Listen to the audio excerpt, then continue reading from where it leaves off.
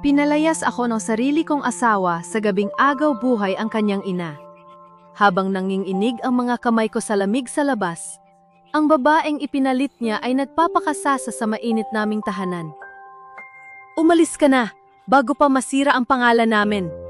Malamig niyang utos. Ngunit hindi niya alam, dala ko ang ebiden, siyang wawasak sa peking imperyo nila. Babalik ako, hindi bilang asawang sunod-sunuran, kundi bilang tagapaningil. Handa na ba silang magbayad? Aminin mo ba o hihintayin? Mupang tumawag ako ng pulis. Gusto mo bang patayin ang nanay ko para sa mabilisang Manas Serafina? Ang malamig at nanlilisik na boses ni Beatrice ay tila matalim na patalim na humiwas sa tahimik na silid. Walang pag-aalinlangan. Walang pasubali. Nakatayo lamang si Sarah sa gilid ng higaan. Sa kanyang mga kamay ay isang maligamgam na bimpo na maingat niyang idinampi sa pawisang no ng kanyang biyenan na si Doña Mercedes. Magdamag siyang hindi natulog. Maingat niyang sinusukat ang bawat patak ng gamot, inaayos ang bawat unan at pinakikiramdaman ang bawat paghinga ng matanda. At ngayon, sa isang iglap, ang mga kamay na walang ibang ginawa kundi mag-alaga ay pinararatang ang pumatay. Nanigas ang mga kalamnan ni Sarah. Ang kanyang lalamunan ay biglang natuyo, tila may nakabarang bato na pumipigil sa kanyang paghinga. Hindi niya namalayang lumuwag ang kanyang hawak sa bimpo hanggang sa tuluyan itong bumagsak sa sahig. Namanid ang kanyang mga binti. Tila nag-iba ang anyo ng kwarto. Ang pamilyar na amoy ng lavender at gamot ay naging nakakasulasok na hangin. Gusto niyang sumigaw. Ibulalas ang lahat ng pagod at galit. Ngunit ang pinakamatinding sakit ay hindi lumili ka ng ingay. Ate Beatriz, anong sinasabi mo? Ako ang nagbantay kay Mama buong gabi. Wala akong inibang gamot. Mahinahong sagot ni Sarah. Pilit niyang pinapatatag ang kanyang boses kahit pilit siyang dinudurog ng panginginig ng kanyang mga tuhod. Don't give me that innocent nurse act, Sarah. Sagot ni Beatrice. Pabalang na iwinagayway ang isang folder ng medical records sa mismong muka ni Sarah. Nakalog sa system. Ginamit ang passcode mo para palitan ang dosage ng painkiller ni Mama. You deliberately switched it to a lethal batch. Nurse ka.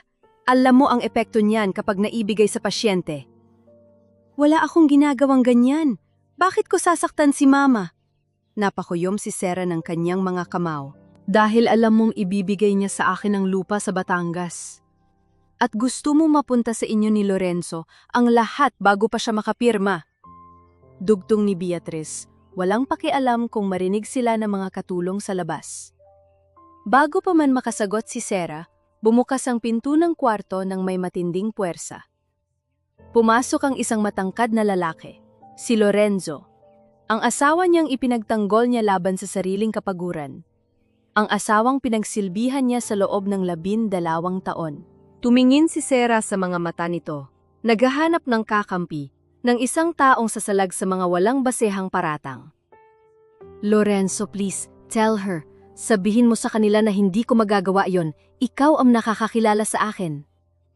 Ngunit walang init sa mga mata ni Lorenzo. Wala ang pag-aalala. Tiningnan niya ang natutulog na ina sa higaan. Tiningnan ang galit na kapatid. Pagkatapos ay malamig na bumaling kay Sarah. Umalis ka na muna, Sarah. Malamig niyang utos. Tila tumigil ang pag-ikot ng mundo ni Sarah. Tiningnan niya ang mga kamay ni Lorenzo.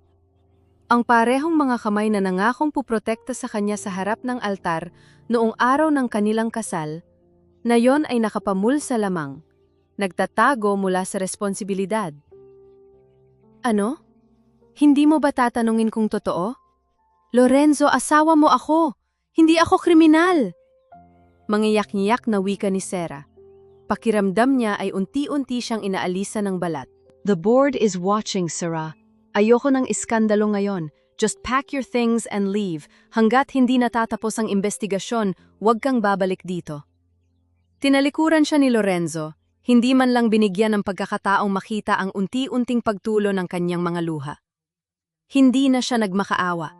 Wala nang saysay ang ipaliwanag ang katotohanan sa mga taong mas pinipiling paniwalaan ang kasinungalingan para isalba ang kanilang hiya.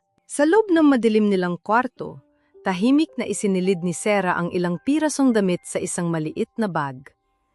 Bawat tupi ng damit ay parang pagpunit sa kanyang pagkatao. Dito siya natulog, nang arap, at naging isang alipin ng pag-ibig. Ngayon, itinataboy siya na parang basahan. Bago siya tuluyang lumabas ng mansyon, dumaan siya muli sa kwarto ni Doña Mercedes. Walang nakatingin. Maingat niyang inayos ang kumot ng matanda.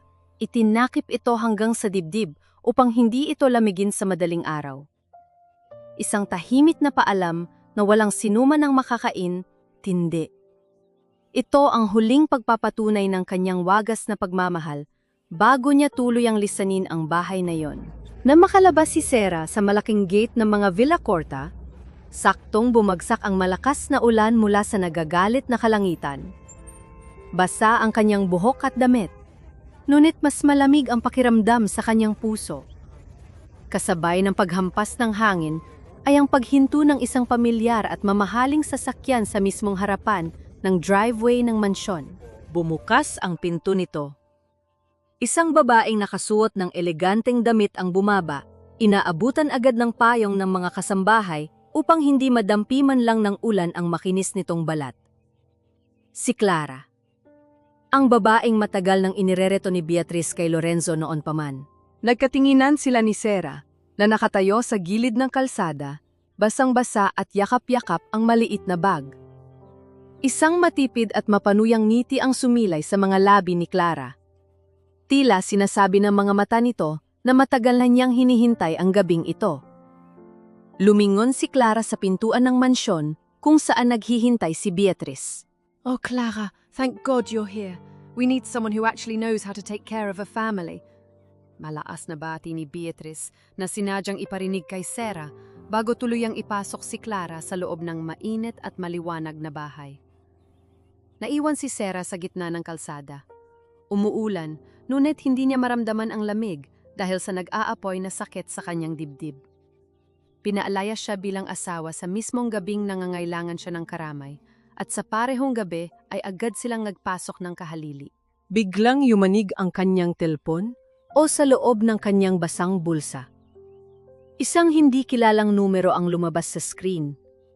Sinagot niya ito ng walang salita. Tanging ang mabibigat niyang paghinga ang isinasagot sa hangin, nag-aantay na may mang insulto na naman sa kanya. Ngunit mula sa kabilang linya, isang kalmado, may awtoridad, at pamilyar na boses ng babae ang nagsalita. Alam kong hindi ikaw ang gumawa, Serafina, at alam ko kung paano natin sila pababagsakin. Hahayaan na lamang ba niyang apakan siya ng pamilyang ito, o ito na ang simula ng kanyang walang awang pagbangon? Napakalamig ng hangin sa loob ng maliit at madilim na inuupahang kwarto sa Quezon City. Walang hampainit, walang malambot na kama, at higit sa lahat, walang bakas ng marang yang buhay na nakasanayan niya sa loob ng 12 taon. Nakaupo si Sarah sa gilid ng manipis na kutsyon. Basang-basa pa rin ang kanyang mga damit mula sa ulan. Nanginginig ang kanyang mga balikat. Ibinaba niya ang kanyang paningin sa kanyang kaliwang kamay. Ang gintong singsing na naging saksi sa kanyang mga panata ay tila isang mabigat na kadena ngayon. Sinubukan niyang hilahin ito palabas ng kanyang daliri. Umabot ito sa buko, sumabit, at biglang bumigat ang kanyang dibdib. Hindi niya itinuloy.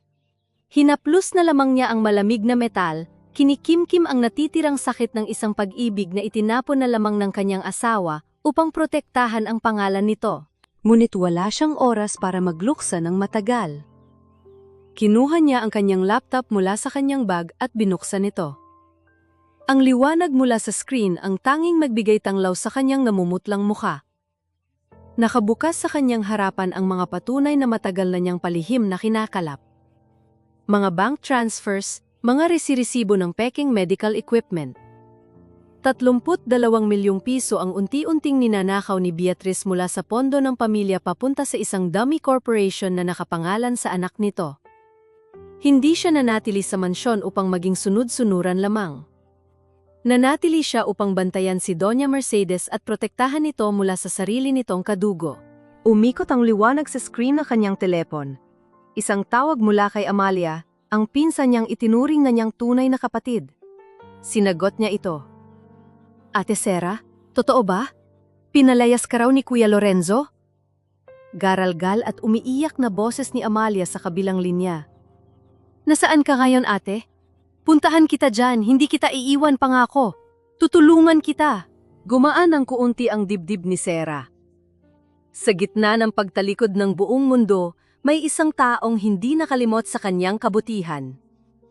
Si Amalia ang iniyahon niya sa kahirapan, ang binayaran niya ng matrikula at ipinasok bilang empleyado sa ospital. Ligtas ako, Amalia. Huwag kang mag-alala. Malumanay na sagot ni Sera. Magkita tayo bukas. May ipapatago akong napakahalagang bagay sa iyo. Ikaw lang ang mapagkakatiwalaan ko ngayon. Habang pilit na pinapatatag ni Sera ang kanyang sarili sa isang malamig na kwarto, ibang-iba naman ang eksena sa mainit at marang yang mansyon ng mga Villacorta. Amoy ng mamahaling kape at matamis na pastry ang gumalot sa sala. Nakaupo si Lorenzo sa sofa, nakapikit at hilot-hilot ang kanyang sentido. Sa kanyang tabi ay nakapulupot si Clara, dahan-dahang sinusubuan ng matamis na pagkain ng lalaki. You need to relax, Enzo. Stress is bad for your heart. Malambing na bulong ni Clara habang hinahaplos ang braso ng lalaki. Huwag mo nang isipin ang babaeng yun. Ako na ang bahala kay Tita Mercedes. You're in good hands now. Hindi sumagot si Lorenzo. Hinapadayan niya lamang ang pag-aalaga ni Clara. Pilit tinatakasan ang katotohanang may isang babaeng nanginginig sa lamig sa labas dahil sa kanyang magiging pamana sa hiya ng pamilya. Sa hindi kalayuan, sa isang madilim na pasilyo ng mansyon, mabilis na naglalakad si Beatrice, hawak ang kanyang telepono. Ang kanyang boses ay tila ahas na bumubulong sa hangin. Siguraduhin ninyong malinis ang kwarto ng matanda at burahin ninyo ang lahat ng login records ni Serafina sa ospital. Matalim na utos ni Beatrice sa kanyang kausap. Wala na siyang pwedeng balikan. At siguraduhin ninyong hawak natin ang taong makakakuha ng natitira niyang ebidensya. Ibinaba ni Beatrice ang tawag na may matagumpay na ngiti sa labi. Bumalik ang eksena sa malamig na kwarto. Isinara ni Sera ang kanyang laptop. Kinuha niya ang isang maliit na USB drive na naglalaman ng lahat ng kanyang nakalat na ebidensya at mahigpit itong hinawakan. Dahil sa matinding pagod ng katawan at isip, unti-unting bumigat ang kanyang mga talukap. Nahiga siya sa manipis na kutsyon. Pilit na niya yakap ang sarili upang maibsan ng lamig. Ngunit sa kalagitnaan ng kanyang pag-idlip, isang madilim na anino ang tumapat sa awang ng kanyang pintuan mula sa labas. Walang kumakatok, walang nagsasalita. Sa halip, unti-unting umikot ang bilog na hawakan ng pinto. Mabagal, tahimik.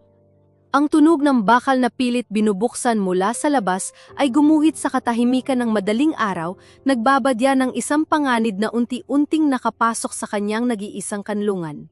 Pumasok ang liwanag mula sa awang ng pintuan, kasabay ng pamilyar na boses.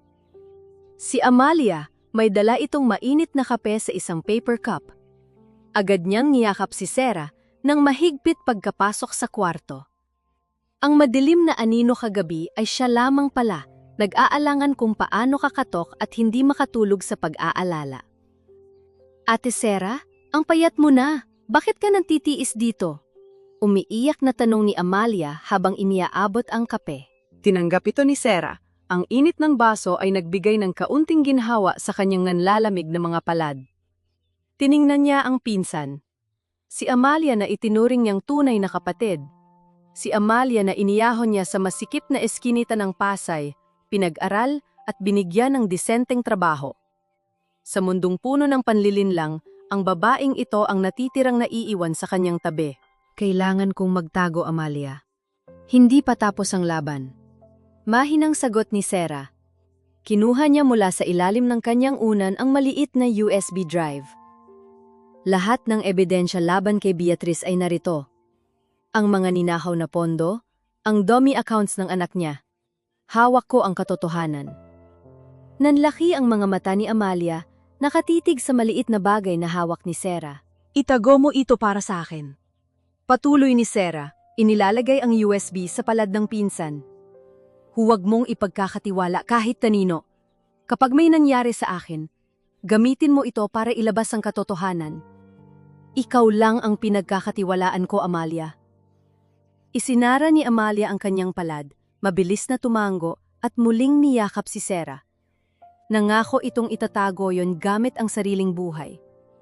Ngunit ang mga pangako ay madalas na natutunaw kapag pera na ang kumakatok sa pinto. Ilang oras lamang ang lumipas matapos lisanin ni Amalia ang inuupahang kwarto.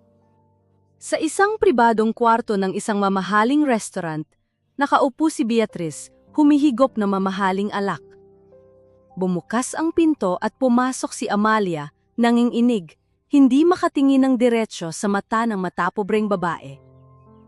Nakuha mo ba? Matalim na tanong ni Beatrice. Dahan-dahang inilabas ni Amalia ang maliit na USB drive mula sa kanyang bag at inilapag sa mesa. Kinuha yon ni Beatrice na may tagumpay sa mga mata. Kasabay nito, inilabas ni Beatrice ang isang check at inilapag sa harap ng nanginginig na babae. 1,000,000 piso. Bayad na ang operasyon ng anak mo. Maiintindihan ka ni Serafina. Alam niyang mas mahalaga ang buhay ng anak mo kaysa sa pride niya. Mapanuyang pahayag ni Beatrice, pinapaikot ang sitwasyon upang palabasing tama ang ginawang pagtataksil. Napaiyak si Amalia nang hawakan ng seke. Ipinikit niya ang kanyang mga mata, pilit kinukumbinsi ang sarili. Para sa anak ko ito. Patawarin mo ako, Ate Sarah. Sa inuupahang kwarto, binuksan muli ni Sarah ang kanyang laptop upang tingnan ang kanyang cloud backup. Kailangan niyang maging handa. Ngunit isang malamig na mensahe ang sumalubong sa kanyang screen. Walang natagpuan na file. Binura ang lahat.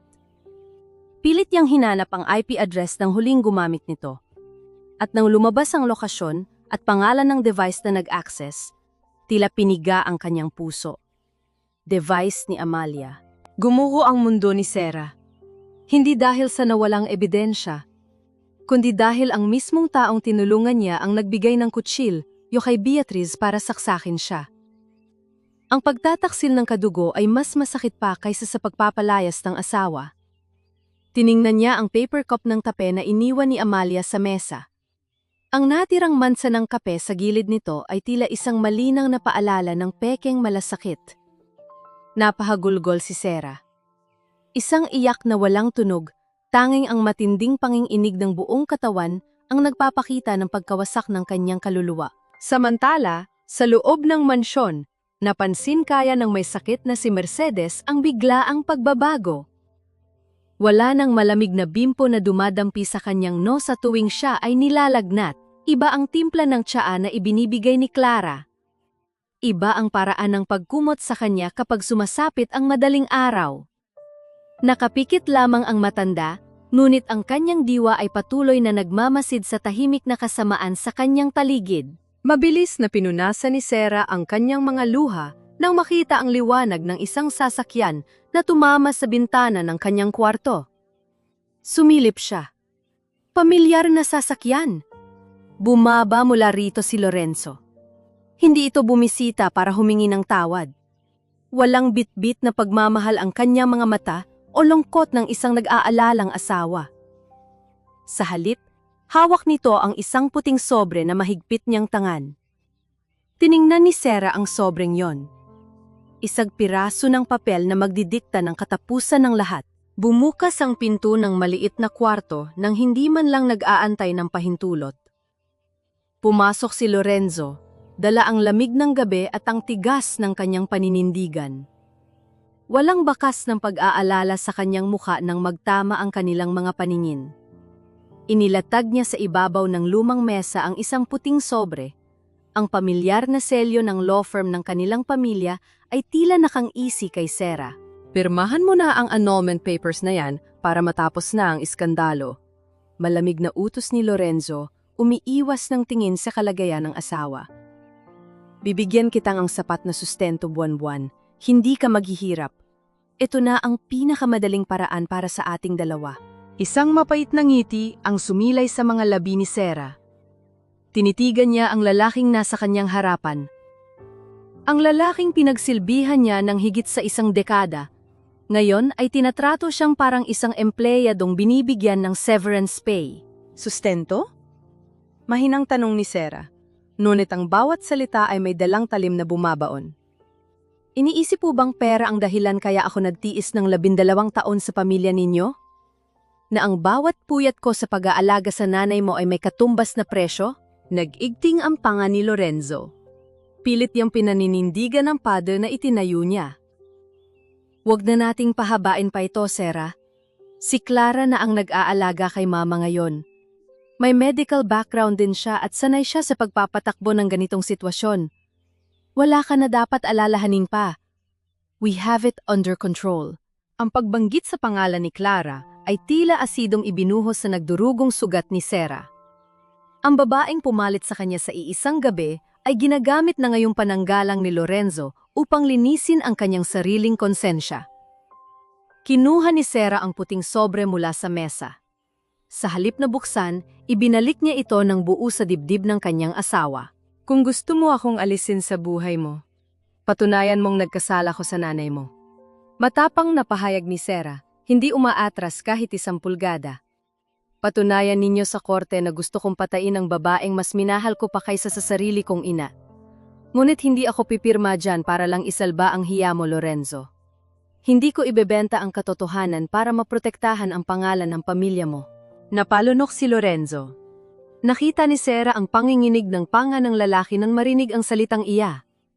Sa kaibuturan ng puso ni Lorenzo, alam nitong totoo ang sinabi ng kanyang asawa.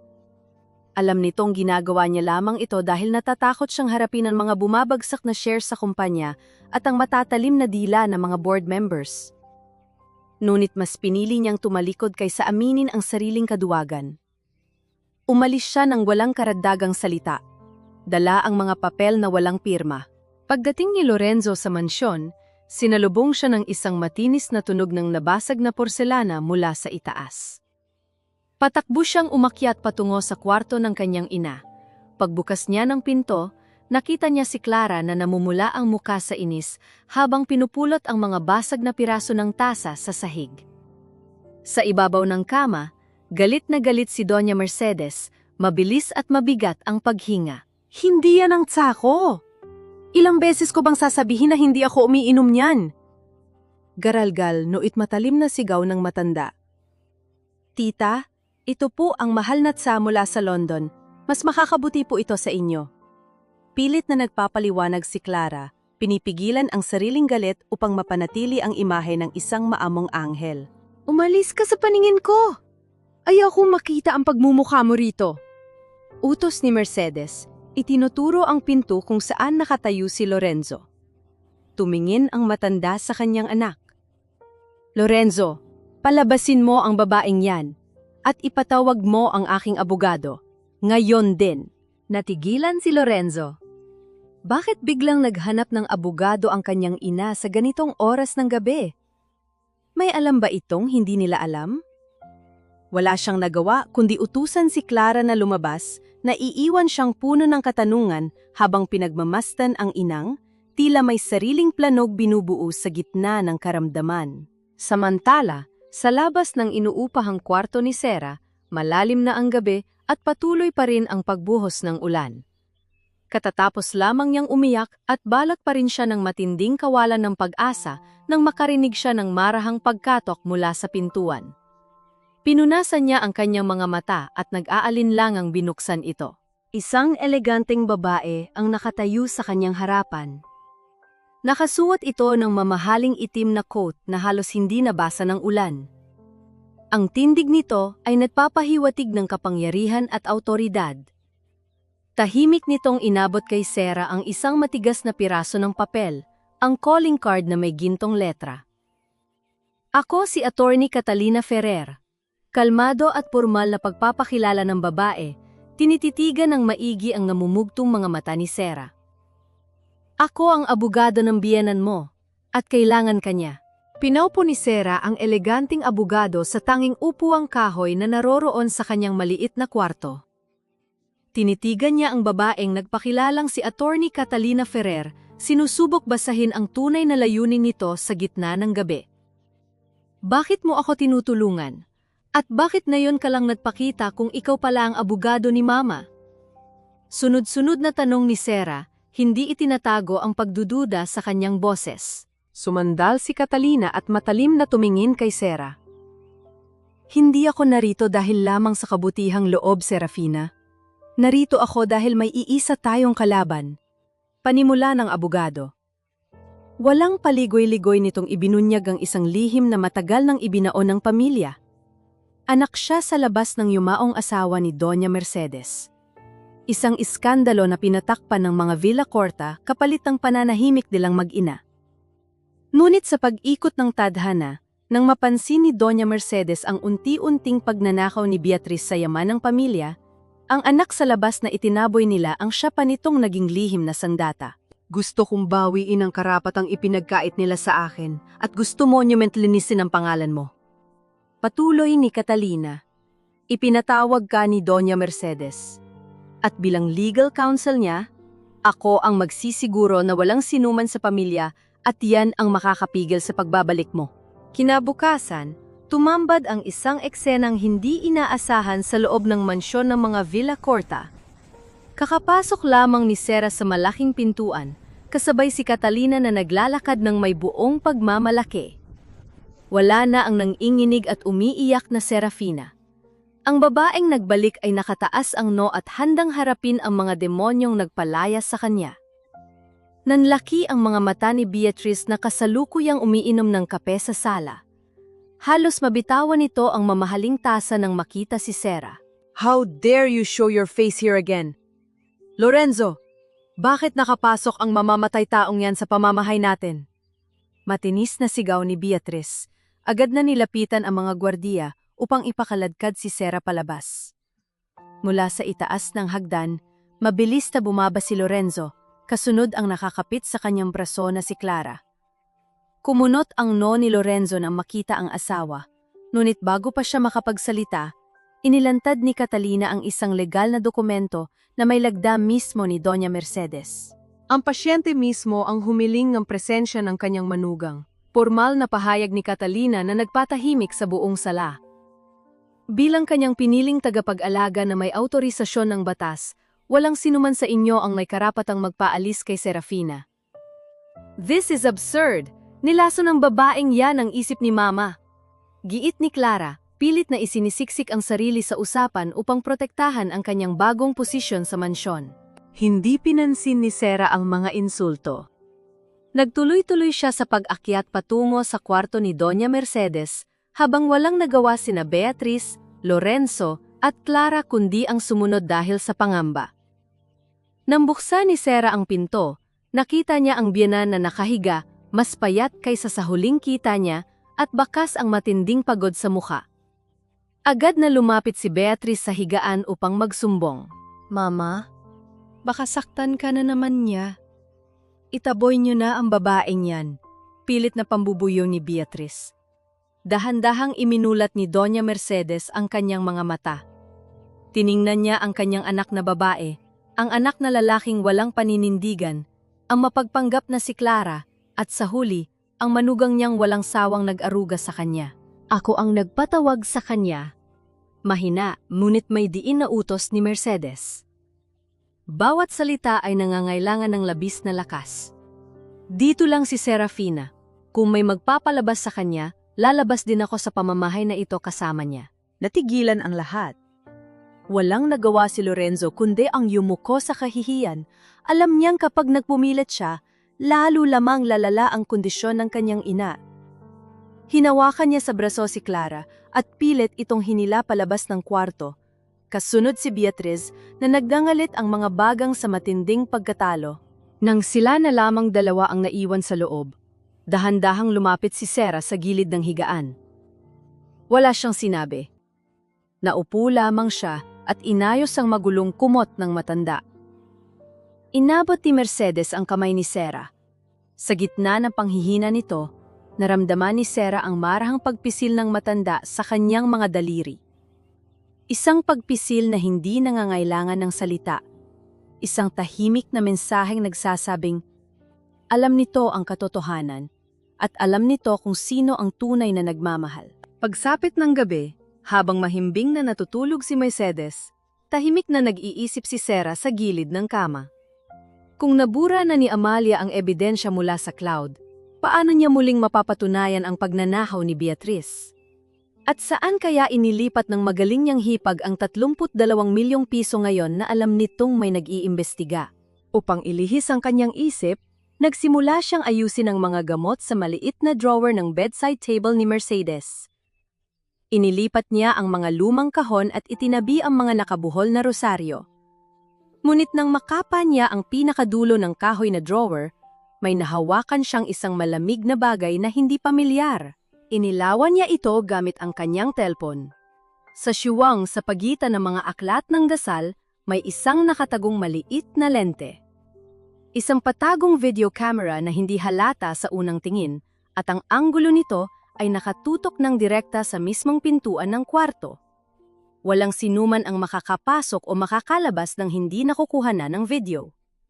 At sa gitna ng madilim na kwarto, patuloy na kumikislap ang maliit at pulang ilaw nito. Tila isang matang kanina pa nagbabantay. Tahimik ang pasilyo ng ospital kung saan nag-aabang si Sarah. Wala siyang dalang galit na sumisigaw. Tanging isang malamig na presensya na nag-aantay sa paglabas ng taong nagkanulo sa kanya. Nang bumukas ang pinto ng opisina, nanigas sa kinatatay, si Amalia nang makita ang pinsang matagal na nitong iniiwasan. Ate Sarah? Nanginginig na banggit ni Amalia, pilit na umatras pabalik sa loob. Hindi sumigaw si Sarah. Lumapit lamang siya ng dahan-dahan, ang bawat hakbang ay may dalang bigat ng isang pusong binasag ng sariling dugo. Hindi ako pumunta rito para manumbat, Amalia. Gusto ko lang marinig mula mismo sa bibig mo. Magkano ang presyo ng katapatan natin? Napahagulgol si Amalia. Dahan-dahan itong napaluhod sa malamig na sahig ng pasilyo. Ikinuwento nito kung paano siya kinorner at sinakal sa leeg ni Beatrice gamit ang kapangyarihan nito. Hindi lang pera ang ginamit na mapanlin lang na ginang. Tinakot din ito si Amalia na ipakukulong dahil sa pagnanakaw ng USB, isang kasalanan na mismo si Beatrice din ang nag-utos. Sabi niya, ako raw ang mapaparusahan kapag nalaman ng mga otoridad ang ginawa ko. Wala akong laban sa kanila, ate. Pinili ko lang ang buhay ng anak ko.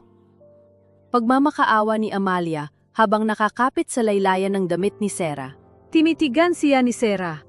Walang bahid ng luha sa mga mata. Tanging matinding pag-aawa at pagkadismaya. Ginawa kanyang pain, Amalia. At ngayon, naniniwala kang ililigtas kanya? Kapag bumagsak ang mga Villacorta, hindi ang apelido nila ang isasakripisyo. Ikaw ang unahin niyang ipakain sa mga aso para malinis ang pangalan niya. Hindi kita isusuplong.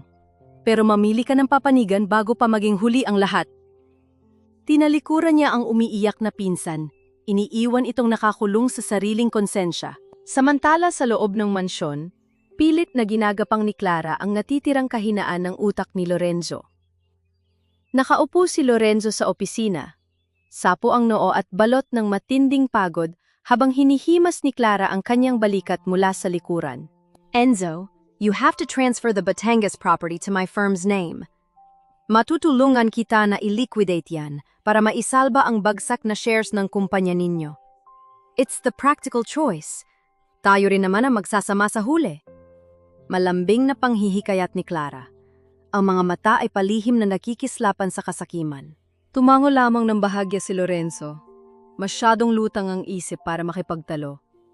Tumayo siya upang ipagtimpla ng tsa ang kanyang ina, umaasang makakabawi siya sa mga panahong ginugol niya sa pag-iwas sa sakit nito. Sa kusina, sinubukan niyang gayahin ang eksaktong sukat ng mainit na tubig at dahon na madalas gawin ni Sarah noon. Ngunit sa kanyang pag-aapura at kawalan ng kasanayan, natapon ang kumukulong tubig sa kanyang kamay. Napasigaw siya sa tindi ng sakit. Namula at mabilis na lumubo ang kanyang balat. Habang nakatingin sa kanyang nasugatang kamay, naramdaman niya sa unang pagkakataon ang hirap at pasensyang ibinibigay ni Sarah araw-araw nang walang pag-angal. Ang pag-aalaga pala ay hindi nabibili ng malaking check. Ito ay iniaalay gamit ang oras, pagtitiis at sariling dugo. Upang humingi sana ng pamahid sa paso, naglakad si Lorenzo patungo sa guest room kung saan natutulog si Clara. Ngunit bago pa man siya makapasok, natigilan siya sa labas ng nakawang na pinto ng babae. Oo, pumayag na si Enzo. Kausap ni Clara sa telpono, isang malutong na halahak ang kasunod. I can't wait to get out of this house. Hindi ko na matiis ang mabahong amoy ng kwarto ng matandang yon. Amoy lupa na, nakakasuka. Kapag nakuha ko na ang papeles ng lupa, iiwan ko na ang pabigat na pamilyang ito. Tila binuhusan ng malamig na yelo si Lorenzo mula ulo hanggang paa. Ang babaeng ipinalit niya sa kanyang asawa, ang babaeng ipinagtanggol niya kapalit ng kanyang dignidad at prinsipyo, ay walang ibang tingin sa kanyang ina kundi isang mabahong pabigat. Gumuho ang lahat ng ilusyon niya. Naramdaman niya ang matinding sampal ng katotohanan sa kanyang mukha. Itinaboy niya ang tanging taong tunay na nagmamahal sa kanyang ina. Abang nagigising sa katotohanan si Lorenzo, nasa loob naman ng isang tahimik na silid si Sarah. Kasalukuyan niyang sinusuri ang memory card na palihim niyang kinuha mula sa hidden camera ni Mercedes kagabi. Nakakonekta na ito sa kanyang laptop. Hinihintay ang pag-load ng mga lihim na file. Ano kaya ang napanood ng patagong kamera sa loob ng maraming buwan? Ngunit bago pa niya mabuksan ang unang video, isang malakas na pagbagsak ng mabigat na bagay ang umalingaw-ngaw mula sa kwarto ni Doña Mercedes sa kabilang pasilyo. Nabitawan ni Sarah ang laptop at patakbong tinungo ang kwarto ng biyenan. Ngunit huli na siya. Nang makapasok si Sarah, nakita niyang nakabulagta si Mercedes sa sahig, nakasapo sa sariling dibdib, at naghahabol ng hangin dahil sa matinding atik. Sa halip na tulungan ng ina, nakatayo lamang si Beatrice sa tabi ng kama. Mabilis na kinuha ni Beatrice ang isang punit na papel mula sa nanginginig na kamay ng naghihingalong matanda. Ito ang bagong testamento na sinusubukang pirmahan ni Mercedes bago inatik. Nagtama ang paningin ni Beatrice at Sarah. Sisangngiti ng demonyo ang sumilay sa labi ng hipag. Bago pa man makasigaw si Sarah para humingi ng saklolo sa mga doktor, isang mahaba, bingi at tuloy-tuloy na tunog mula sa makina na nagbabantay sa tibok ng puso ng matanda ang bumasag sa katahimikan ng buong mansyon. Isang malamig na tunog na nagpapahiwatig ng tuluyang pagkawala ng buhay. Bago pa man tuluyang lakuyang lamunin ng dilimang pag-asa, mabilis na pumasok ang mga pribadong nurse at doktor ng pamilya sa loob ng kwarto. Mabilis nilang inilapat ang mga kagamitan upang ibalik ang tibok ng puso ni Doña Mercedes na panandaliang huminto. Ang bawat segundo ay tila 1,000 taon ng paghihirap hanggang sa muling magkaroon ng mahinang pulso ang matanda. Agad itong sa intensive care unit ng pinakamalapit na pagamutan upang isalba ang natitira nitong buhay. Sa labas ng salaming pinto ng ICU, nagkakagulo ang pamilya Villacorta. Nariyan si Beatrice, umiiyak ng malakas, umaarting isang mapagmahal na anak sa harap ng mga doktor, habang mahigpit na inuutusan ang mga gwardiya na harangin si Sarah. Huwag ninyong hahayaang makalapit ang babaeng yan. Baka tuluyan na niyang patayin ng mama ko. Matinis na sigaw ni Beatrice, itinuturo si Sarah na tahimik lamang na nakatayo sa isang sulok. Walang pakialam si Sarah sa mga malisyosong paratang ang kanyang paningin at panalangin ay nakapako lamang sa naghihingalong biyenan sa loob. Habang nag-aagaw buhay ang ina, iba ang inaatupag ni Beatrice.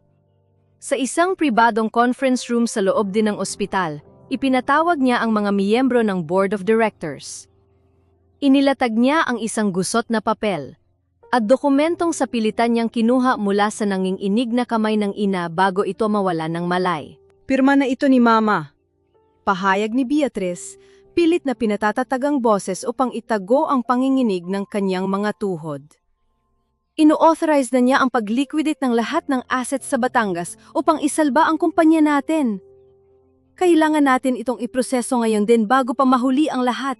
Ngunit sa gitna ng kasakiman ni Beatrice, may isang anak na unti-unting namumulat sa katotohanan.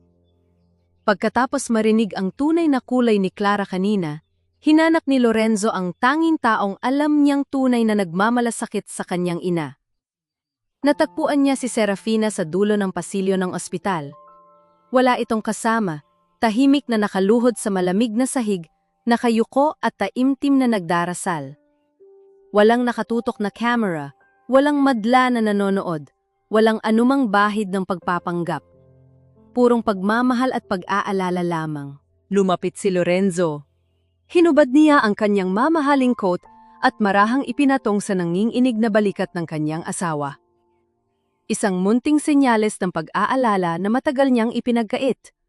Ngunit bago pa man niya mabitiwan ang tela, tahimik na inalis ito ni Sarah mula sa kanyang balikat at ibinalik sa kanya ng hindi man lang lumilingon o tumitingin sa kanyang mga mata.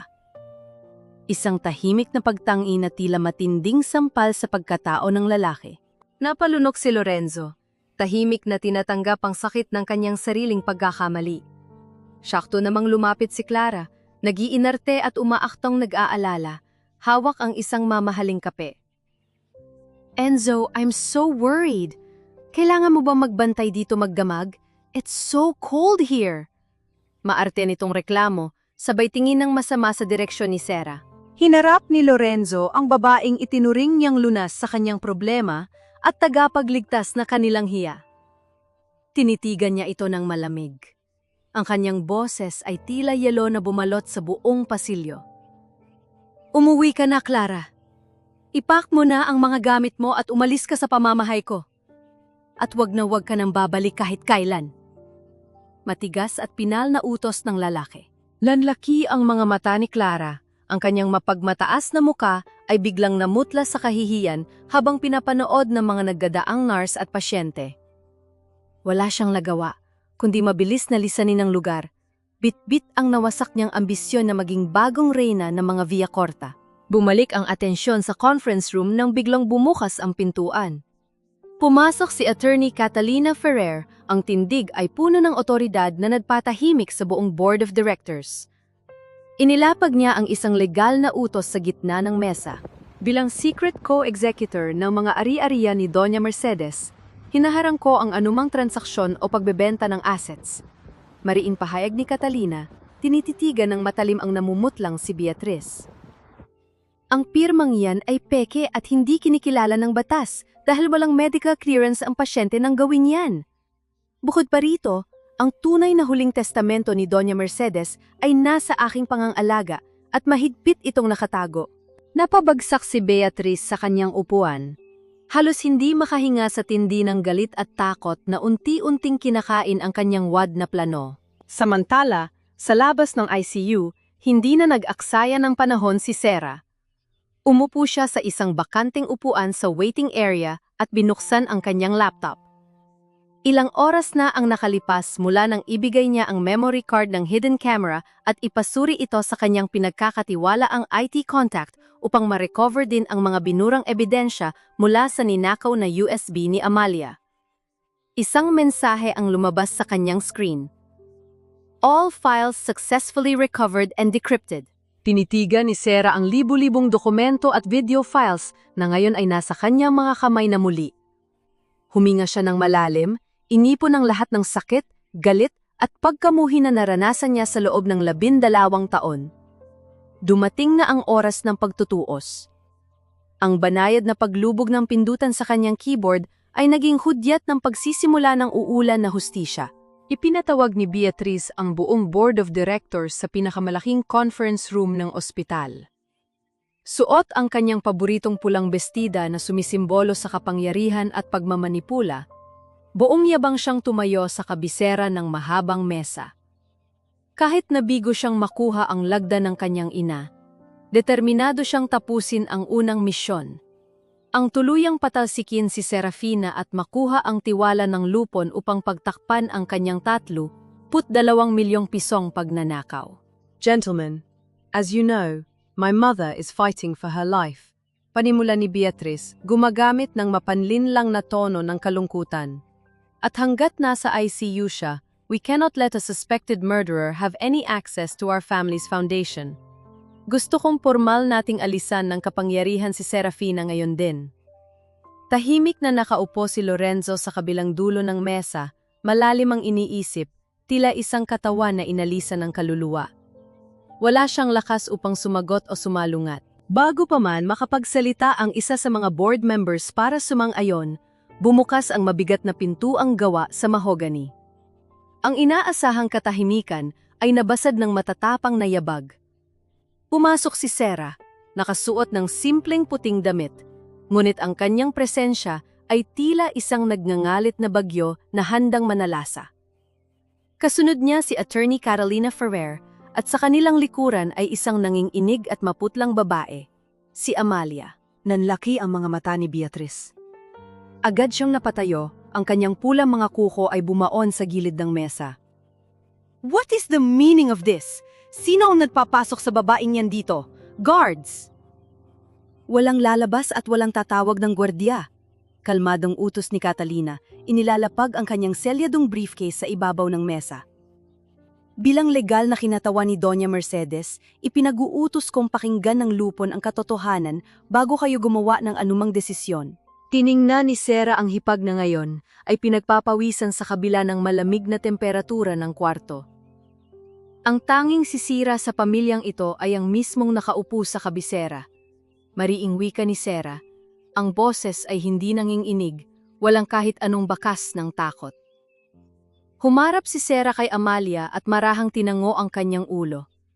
Humarap ang nanginginig na pinsan sa buong board of directors, hindi makatingin kay Beatrice na ngayon ay matalim ang pagtitig sa kanya. Ako po. Garalgal at humihitbing panimula ni Amalia. Ako po ang nagpalit ng gamot ni Doña Mercedes. Ginamit ko ang passcode ni Ate Sera dahil alam ko po yon. Binayaran po ako ni Ma'am Beatrice ng 1,000,000 piso para nakawin ng ebidensya laban sa kanya at ituro si Ate Sera para makulong. Nag-umpisa ang bulungan sa loob ng silid. Gumuho ang mapagmataas na tindig ni Beatrice. Mabilis siyang umikot at pilit na pingatahimik si Amalia. Sinungaling! You ungrateful rat! Binayaran ka rin ni Serafina para siraan ako, ano? Huwag kayong maniwala sa mga hampas lupang iyan. They are fabricating stories to steal our money. Pilit na pagmamanipula ni Beatrice, sinusubukang isalba ang kanyang nalulunod na reputasyon. Ngunit hindi na kailangan pang makipagsigawan ni Sarah. Tahimik siyang naglakad patungo sa projector na nasa gilid ng kwarto. Ikinonekta niya ang kanyang laptop. Walang mga salitang lumabas sa kanyang bibig. Tanging ang malinaw na ebidensya ang sasagot sa lahat ng kasinungalingan. Umilaw ang malaking screen sa harap ng board of directors. Lumitaw ang isang video na may malinaw na petsa at oras. Ito ang video mula sa hidden camera na natagpuan ni Sarah sa kwarto ng kanyang biyenan. Sa video, nakita si Doña Mercedes na maayos pa ang kalagayan, nakaupo sa kanyang kama at direktang nakatingin sa lente ng camera. Ang kanyang boses, bagamat may halong pagod, ay buo at puno ng otoridad. Kung may mangyaring masama sa akin, at kung may magbintang kay Serafina, simulang pahayag ng matanda sa video, umaalingaw-ngaw sa buong conference room. Gusto kong malaman ng batas at ng lupon na ang sarili kong anak, si Beatrice, ang nagpaplano ng lahat. Gusto niyang nakawin ng pondo para sa sariling interes. Natagpuan ko ang mga peking resibo. Si Beatrice ang nagnanakaw sa atin. Napasinghap ang mga miyembro ng board. Inilipat ni Sarah ang slide sa screen, ipinapakita ang mga bank statements, mga dummy accounts at ang eksaktong ruta ng 32 milyong pisong nawawala patungo sa account ng anak ni Beatrice. Ang mga numerong ito ay hindi nagsisinungaling. Sa huling bahagi ng video, huminga ng malalim si Doña Mercedes at nag-iwan ng mga salitang tila sibat na tumusok sa puso ng lahat ng naroroon. Huwag ninyong sasaktan ng manugang ko. Si Serafina lang ang tanging nagmamahal sa akin nang walang hinihinging kapalit. Isang mainit at mabigat na patak ng luha ang lumandas sa pisngi ni Lorenzo. Nakayuko siya. Hindi makatingin sa screen, mas lalong hindi makatingin kay Sarah. Sa bawat salita ng kanyang ina, naramdaman niya ang bigat ng kanyang kasalanan. Ang lalaking laging may sagot at laging nagtatago sa likod ng pera. Ngayon ay walang magawa kundi umiyak ng tahimik sa kahihiyan at matinding pagsisisi. Bumagsak si Beatrice sa kanyang inuupuan. Wala nang boses na lumabas sa kanyang lalamunan. Ang mga taong dati ay nakangiti at sumusuporta sa kanya ay unti-unting umiwas ng tingin at lumayo. Ibinagsak siya ng mismong katotohanang pinilit niyang ibaon. Tiningnan ni Sarah ang mga taong minsang umapak at nagpalayas sa kanya. Wala siyang naramdamang awa, ngunit wala rin siyang galak na nanunuya. Nakaramdam siya ng isang malalim at payapang kalayaan. Ang tanikala ng pang-aabuso na iginapos sa kanya sa loob ng 12 taon ay tuluyan ng naputol. Sa gitna ng mabigat na katahimikan at pagkawasak ng imperyo ni Beatrice, biglang nangibabaw ang isang pamilyar na himig mula sa bulsa ni Lorenzo. Umilaw ang screen ng kanyang telpon at nakita niyang ang ospital ang tumatawag. Mabilis niya itong sinagot, ang kamay ay nanginginig. Mula sa kabilang linya, nagsalita ang doktor na may dalang matinding balita na magbabago sa takbo ng araw na yon. Mr. Villacorta, nagising na po ang mama niyo, at ang tanging pangalan na hinahanap niya ay si Serafina. Umaalingaw-ngaw ang pangalang Serafina sa isip ni Lorenzo, tila isang sumpa at biyaya na hindi na niya kailanman mabubura. Mabilis na tinahak ni Lorenzo ang malamig na pasilyo ng ospital. Ang bawat hakbang ay mabigat at puno ng pagsisisi. Nang makapasok sila ni Sarah sa loob ng kwarto sa ICU, naabutan nila si Doña Mercedes na nakadilat, bagamat halatang nilalabanan na lamang ang natitirang mga segundo ng kanyang buhay. Lumuhod si Lorenzo sa gilid ng kama. Kinuha niya ang nanginginig at kulubot na kamay ng kanyang ina at idinikit ito sa kanyang lumuluhang pisngi. Umiiyak siya na parang isang musmus na bata na nawawala sa dilim. "Ma, patawarin mo ako! Patawarin mo ako sa kaduwagan ko!" Garalgal na pagmamakaawa ni Lorenzo, hindi na inalintana ang sariling posisyon at kapangyarihan. "Inakala kong mabibili ng pera ang kaligtasan mo. Natakot akong makita kang nasasaktan kaya ako nagtago. I'm so sorry, ma." Mumiti ng bahagya si Mercedes, isang niting puno ng pagpapatawad sa kabila ng sakit. Pilit niyang inabot ang buhok ng kanyang anak. Ang pagmamahal ay hindi nabibili ng pinakamagaling na doktor, Enzo. Ito ay nararamdaman sa pananatili. Sa kabilang gilid ng kama, tahimik na nakatayo si Sarah. Wala siyang sinasabi, hinahayaan ang mag-ina na mag-usap. Nang magtama ang paningin nila ng kanyang biyenan, inabot ni Mercedes ang kanyang isa pang kamay patungo kay Sarah. Mahigpit itong hinawakan ni Sarah. Ang mainit na luha ay walang patid na umaagos sa kanyang mga pisngi. "Serafina, anak ko." Mahinang bulong ni Mercedes, bawat salita ay hinihingal ngunit malinaw. "Salamat sa mga gabing hindi mo ako iniwan sa dilim." Umiling si Sarah, pilit na pinipigilan ang paghikbi. "Mama, nandito lang ako. Hindi kita iiwan." Ngunit isang huling habilin ang binitawan ng matanda, isang mensahe na tulo yang magpapalayo sa nakakulong na kaluluwa ni Sarah. "Huwag kang manatili sa isang lugar kung saan hindi ka pinapahalagahan. Lumipad ka, anak.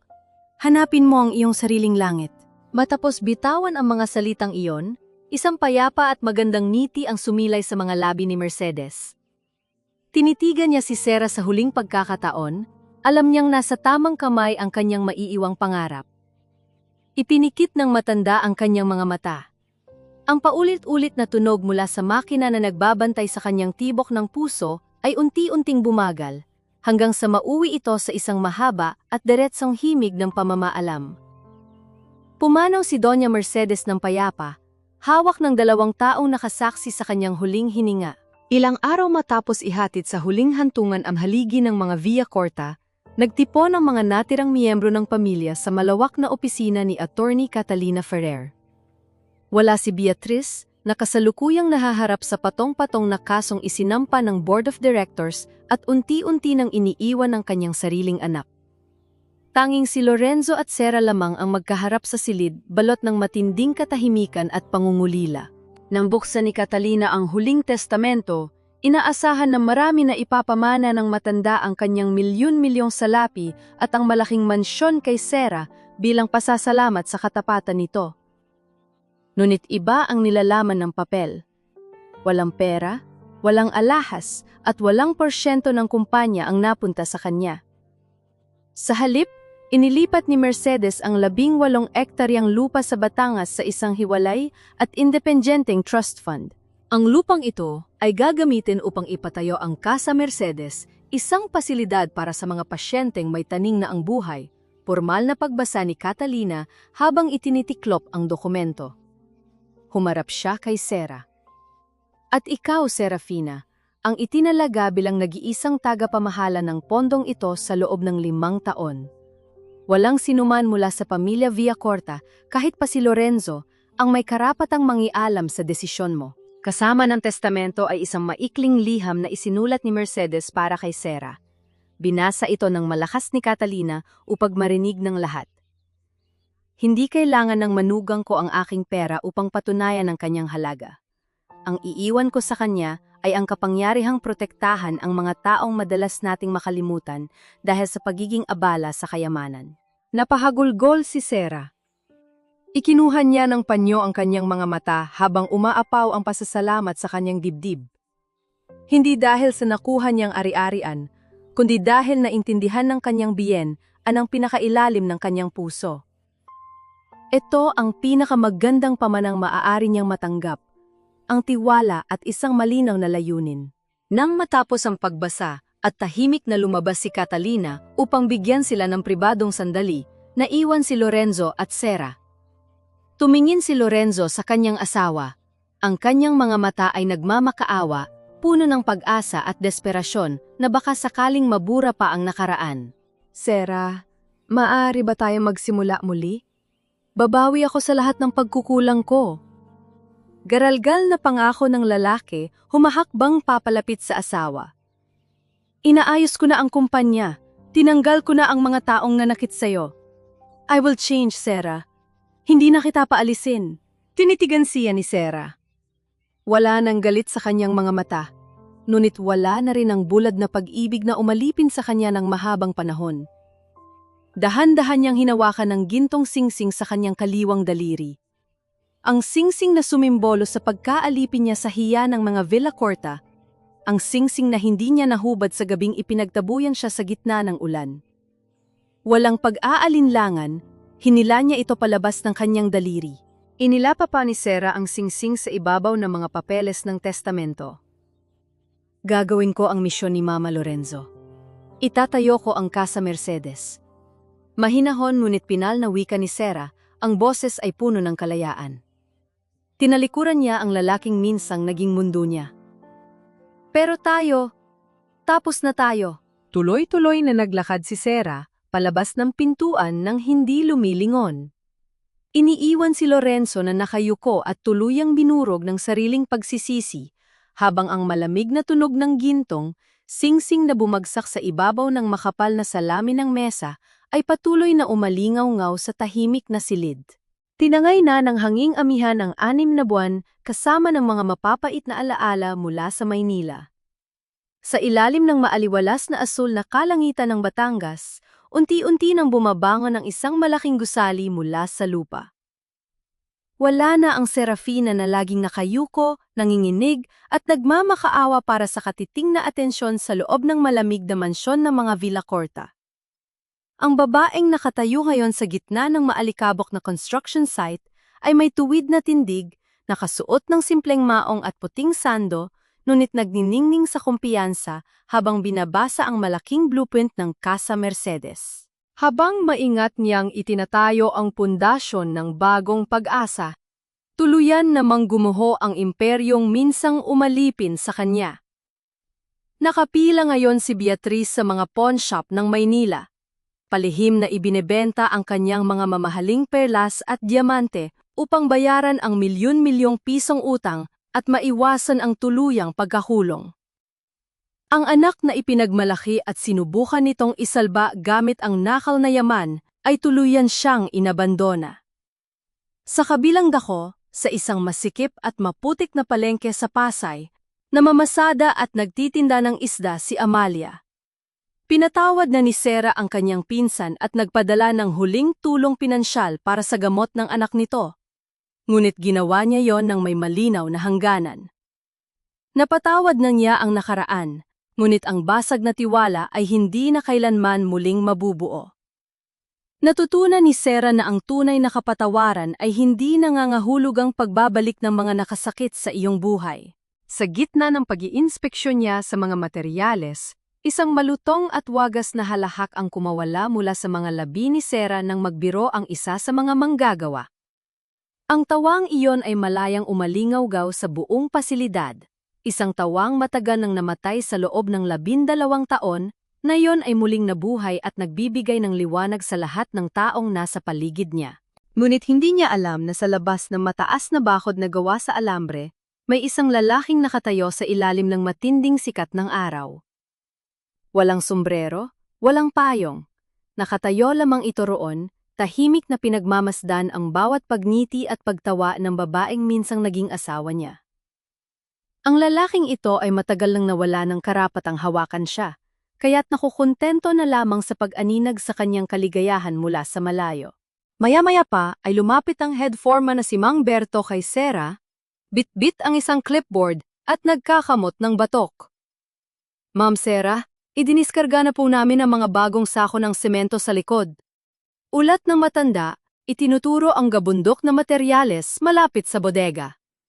Kaso hanggang ngayon po, hindi ko pa rin alam kung sino ang ilalagay kong pangalan sa resibo. Ikatlong beses na po itong may nagpapadala ng materyales na walang makasulat na pangalan ng donor. Napakunot ang noo ni Sarah. Isang misteryosong tao ang patuloy na nagpapadala ng dekalidad na semento at bakal sa Casa Mercedes sa loob ng nakaraang buwan nang walang hinihiing pagkilala o kapalit. Hayaan na po muna natin, Mang Berto. Isulat niyo na lamang po na galing sa isang kaibigan ng pasilidad. Baka ayaw lang po talaga magpakilala ng tao. Tumango ang foreman, ngunit hindi pa rin ito umalis sa kanyang harapan. Tila, may isa pa itong nais sabihin. Nga pala ma'am, meron po tayong bagong aplikante bilang karpintero. Ang sabi niya po ay hindi na siya kailangang paswelduhin. Gusto niya lang daw pong tumulong ng lebre sa pagpapatayo ng pangarap ni Doña Mercedes. Isang maliit na ngiti ang sumilay sa labi ni Sarah. Natutuwa siyang malaman na marami ang nais maging bahagi ng magandang layunin ng pasilidad. Papasukin niyo po siya at nang makausap ko. Tanggapin po natin basta masipag. Nandyan na po siya sa likuran ninyo, ma'am? Sagot ni Mang Berto, dahan-dahang humakbang palayo upang bigyan ng espasyo ang dalawa. Dahan-dahang lumingon si Sarah. Ang maalikabok na hangin ay humawi sa kanyang paningin. Sa kanyang harapan, nakatayo ang isang lalaking may hawak na lumang martilyo. Nakasuot ito ng isang kupas na puting kamisyet na nabasang-basa ng pawis pantalong maong na may bahid ng putik at mga sapatos na nalublob sa semento. Wala na ang makintab na buhok, wala na ang mamahaling relo, at higit sa lahat, wala na ang malamig na pader ng kayabangan. Ngunit sa likod ng marungis na anyo ng lalaki, hindi kailanman magkakamali si Sarah sa pamilyar. At malalalim na mga mata na ngayon ay nakatitig sa kanya. Ang mga mata ng lalaking dating nakasuot ng bilyon-bilyong halaga ng suit and tie. Si Lorenzo. Nawala ang ngiti sa mga labi ni Sarah nang tuluyang magtama ang kanilang mga paningin. Tinitigan niya ang lalaking nasa kanyang harapan mula ulo hanggang paa. Ang makinis nitong balat ay sunog na sa araw, at ang pamilyar na amoy ng mamahaling pabango ay napalitan ng amoy ng pawis at alikabok. Lorenzo? Anong kalokohan ito? Matigas na tanong ni Sarah, pilit na pinapanatili ang yelo sa kanyang boses. Umuwi ka na sa Maynila. Hindi ito lugar para maglaro ng hirap-hirapan ng isang CEO. Walang aircon dito, at lalong walang mga katulong na magpupulot ng mga kalat mo. Ibinaba ni Lorenzo ang hawak niyang martilyo. Hindi siya sumigaw at wala ring bahid ng pagmamataas sa kanyang anyo. Tiningnan niya si Sarah taglay ang mga matang matagal nang natutong magpakumbaba. Wala na ang CEO, Sarah. Naiwan siya sa Maynila kasama ng lahat ng kayabangan niya. Mahinahon at malalim na sagot ng lalaki. Nandito ang anak ni Doña Mercedes na gustong tumulong sa pagbuo ng huling pangarap ng ina niya. At nandito ang isang lalaking handang maghintay, kahit habang buhay, hanggang sa mapatawad mo siya. Hindi sumagot si Sarah. Tinalikuran niya si Lorenzo at nagpatuloy sa pag-iinspeksyon. Pilit na kinukumbinsi ang sarili na susukurin ng lalaki pagkalipas ng ilang oras sa ilalim ng nakakapasong sikat ng araw. Isang bilyonaryo na hindi sanay mabilad ay tiyak na bibigay rin ng katawan. Ngunit nagkamali siya. Sa paglipas ng mga oras, pasimpleng pinagmamasdan ni Sarah ang dating asawa mula sa bintana ng kanyang pansamantalang opisina. Nakita niyang binuhat ni Lorenzo ang mabibigat na sako ng simento na siya mismong palihim na nagpadala. Pilit nitong isinasabay ang sarili sa mga batikan at matitipunong manggagawa. Bawat pag-angat ng sako ay sinusundan ng matinding pagkabakas ng mga ugat sa kanyang leeg at braso. Basang-basa na ito ng pawis at halatang hirap na hirap, ngunit hindi ito huminto upang dumaing o humingi ng pahinga. Pagsapit ng tanghalian, inasahan ni Sarah na aalis si Lorenzo upang kumain sa isang mamahaling restaurant sa bayan. Sa halip, natagpuan niya itong nakaupo sa ibabaw ng isang tumpok ng hollow blocks kasama ang mga karaniwang trabahador. Hawak nito ang isang lata ng sardinas at nakikipagpalitan ng tawanan sa mga matatanda habang kinakamay ang kanin mula sa isang plastik na lalagyan. Tinawanan ng lalaki ang sarili, isang tawang malaya at totoo. Nakahanap ng kapayapaan ng isang taong dati ay nabubuhay sa karangyaan, na yon ay nakakita ng tunay na kasiyahan sa gitna ng alikabok at simpleng pamumuhay. Ngunit hindi nakalagpas sa matalas na paningin ni Sarah ang kalagayan ng mga kamay ni Lorenzo. Ang mga palad na dati ay humahawak lamang ng mamahaling pluma ay ngayon ay puno ng hiwa, sugat at namamagang kalyo. Mula sa malayo, nakita ni Sarah ang pag-agos ng sariwang dugo mula sa pumutok na paltos sa daliri ng lalaki. Ngunit pinunasan lamang ito ni Lorenzo sa kanyang maruming pantalon at nagpatuloy sa pagngiti. Nakaramdam si Sarah ng isang munting kurot sa kanyang dibdib, isang pakiramdam na mabilis niyang pilit na iwinaksi. Kinahaponan, habang sinusuri ni Sarah ang mga nakasalansa na kahoy sa gilid ng itinatayong pader, isang malakas na hangin ang humampas. Nawalan ng balanse ang isang makapal at mahabang tabla mula sa itaas ng scaffolding at direktang bumagsak patungo sa kinatatayuan niya. Hindi siya nakakilos sa bilis ng pangyayari, ngunit bago pa man dumapo ang mabigat na kahoy sa kanya, isang mabilis na bulto ang humarang sa kanyang harapan. Sinalo ni Lorenzo ang bumabagsak na tabla gamit ang sariling braso. Isang mahinang ungol ng matinding sakit ang kumawala mula sa mga labi ng lalaki nang tumama ang mabigat na kahoy sa kanyang buto. Ngunit hindi niya ito binitiwan hanggang sa makalayo si Sarah. Nang masiguro niyang ligtas ang babae, inilapag niya ang tabla sa sahig. Hawak ni Lorenzo ang kanyang namumulang braso, humihingal. Ngunit nang mag-angat siya ng tingin kay Sarah, isang matamis at purong ngiti ang iginawad niya. "Safe ka!" bulong ni Lorenzo, walang hinihinging pasasalamat, walang inaasahang kapalit. Natigilan si Sarah. Ang mga matang yon ay hindi na ang mga matang nagtaboy sa kanya noon sa gitna ng ulan. Ito ang mga matang handang sumalo ng anumang sakit para lamang maprotektahan siya. Bago matapos ang araw, hindi na matiis ni Sarah ang sarili. Kumuha siya ng isang malamig na bote ng tubig mula sa cooler at lumapit sa lalaking nagpapahinga sa gilid ng poste. Inabot niya ang bote nang hindi nagsasalita. Nang tanggapin ito ni Lorenzo, nagkadikit ang kanilang mga daliri sa loob ng isang maikling segundo. Isang banayad na init ang mabilis na gumapang mula sa kanilang mga kamay patungo sa kanilang mga dibdib. Tila isang kuryenteng bumuhay sa mga damdaming matagal nang inilibing. Napaangat ng tingin si Lorenzo.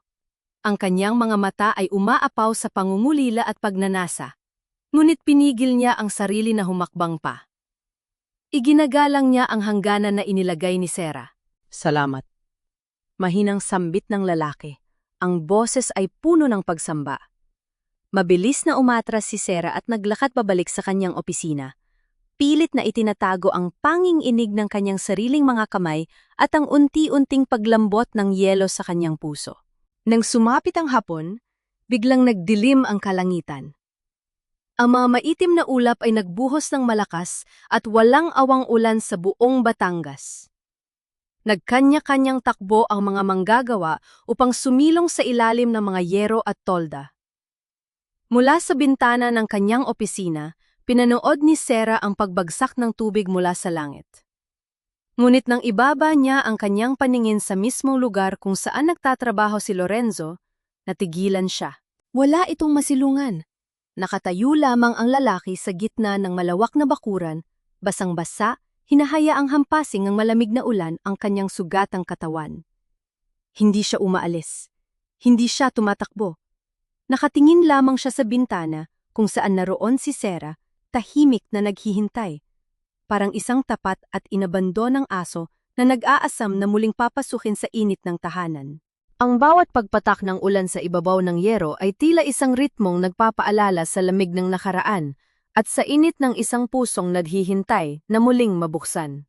Patuloy ang walang awang pagbuhos ng ulan mula sa nagdidilim na kalangitan ng Batangas. Mula sa salamin ng kanyang opisina, pinanood ni Sarah ang bulto ng lalaking nananatiling nakatayo sa gitna ng putik. Bumalik sa kanyang gunita ang isang madilim na gabi kung saan siya mismong nanginginig at umiiyak sa ilalim ng malamig na ulan. Pinalayas ng lalaki ngayon ay nagpapakabasa sa kanyang harapan. Sana ay hinayan na lamang niya itong lamigin. Sana ay pinanood niya itong magdusa upang makabawi ang kanyang sugatang puso.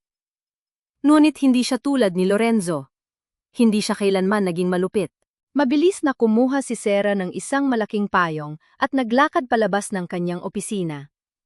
Sinugod niya ang ulan hanggang sa makarating siya sa mismong harapan ng lalaki. Itinaas niya ang payong upang silungan ito.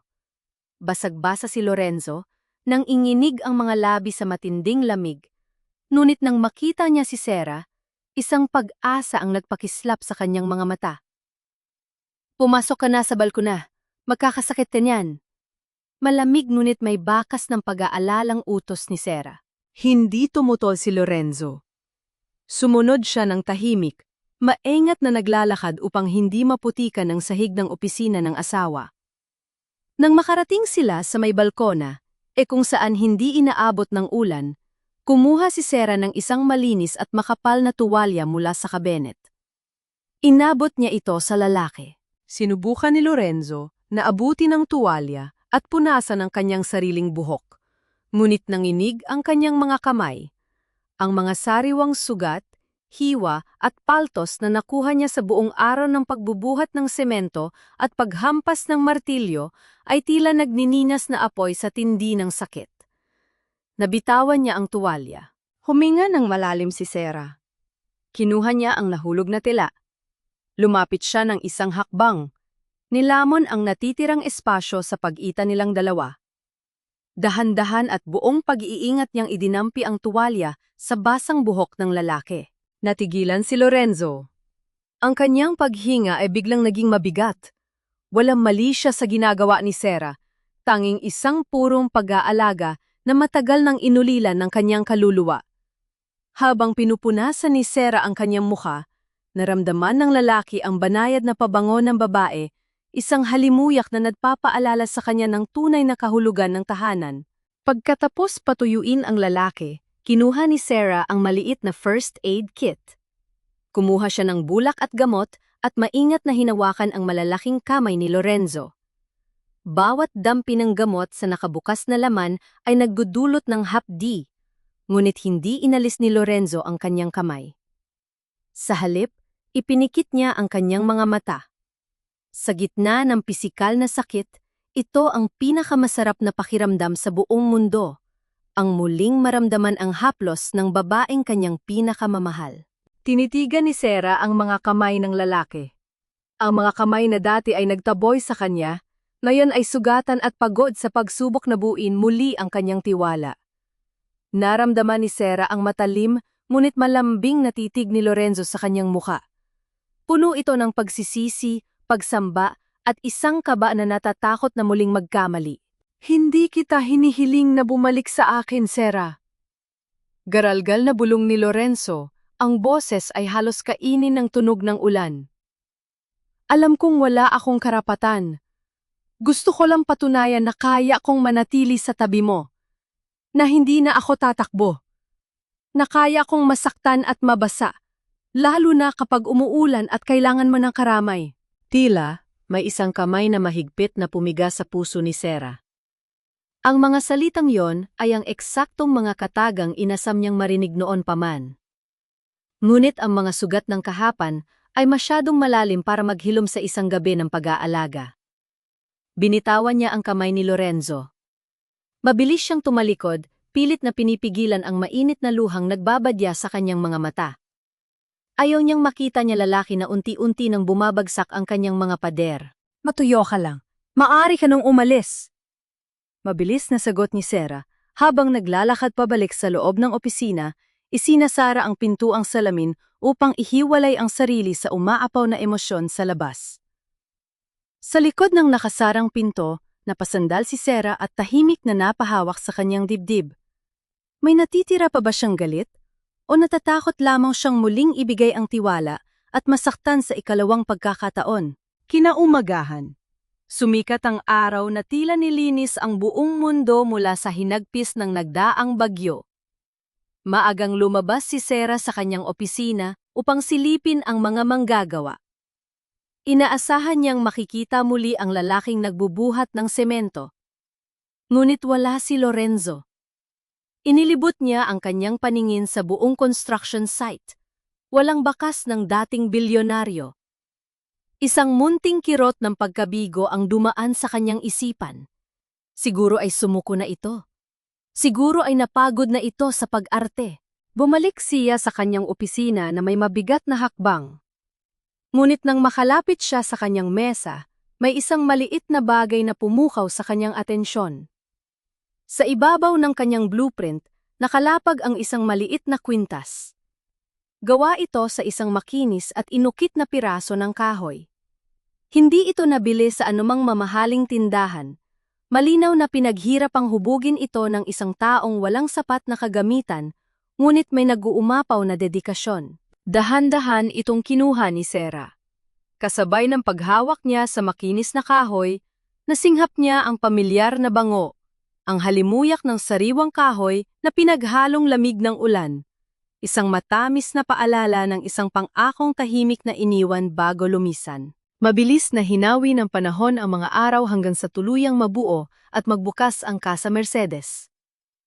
Ang dating maalikabok na lupain sa Batangas ay isa na ngayong maganda at payapang pasilidad, napapaligiran ng mga namumukadkad na bulaklak at mayayamang puno ng mangga. Sa araw ng pagbubukas, umalingaw-ngaw ang mga halahak ng mga pasyenteng mahihirap na sa wakas ay nakaranas ng pag-aalagang hindi sinusukat ng pera. Nakangiti si Sarah habang kinakausap ang mga bisita at doktor, ngunit sa kabila ng kanyang tagumpay, may isang bahagi ng kanyang mga mata na palihim na naghahanap sa mga taong nagdaraan. Hinahanap niya ang isang marungis na karpintero na may suot na kupas na kamiseta, ngunit walang Lorenzo na nagpakita. Kalaunan ng hapong yon, habang nag-aayos si Sarah ng mga papeles sa kanyang bagong opisina, nakarinig siya ng marahang pagkatok bago bumukas ang pinto. Pumasok si Attorney Catalina Ferrer, taglay ang pamilyar na awtoridad, ngunit may mas maaliwalas na aura kaysa noon. Inilapag ng abogado ang isang folder sa ibabaw ng mesa. Successful ang opening, Sarah. Proud na proud right siguro si Doña Mercedes kung nakikita niya ito. Pambungad na bati ni Catalina habang nauupo sa tapat ni Sarah. Salamat, Ate Catalina. Hindi ko magagawa ito kung hindi dahil sa tulong mo sa mga legal documents. Nakangiting sagot ni Sarah. Pilit na itinatago ang katanungan sa kanyang isipan na kanina pa bumabagabag sa kanya. Tila nabasa ng abogado ang nasa isip ng nakababatang babae. Sumandal si Catalina at nagpakawala ng isang mahinang buntong hininga. Kung hinahanap mo siya, wala siya rito, Serafina. Bumalik si Lorenzo sa Maynila pagkatapos ng malakas na bagyo nung isang buwan. Natigilan si Sarah. Pilit niyang pinanatiling blanko ang kanyang ekspresyon, ngunit hindi niya maitangi ang mabilis na pagtibok ng kanyang puso. He is cleaning up his mess. Patuloy ni Catalina. Ang boses ay puno ng paggalang na ngayon lamang niya ibinigay sa lalaki. Tinatanggal niya ang lahat ng mga tiwaling board members na kasabwat ni Beatriz. Ipinakulong niya ang sarili niyang kapatid ng walang pag-aalinlangan.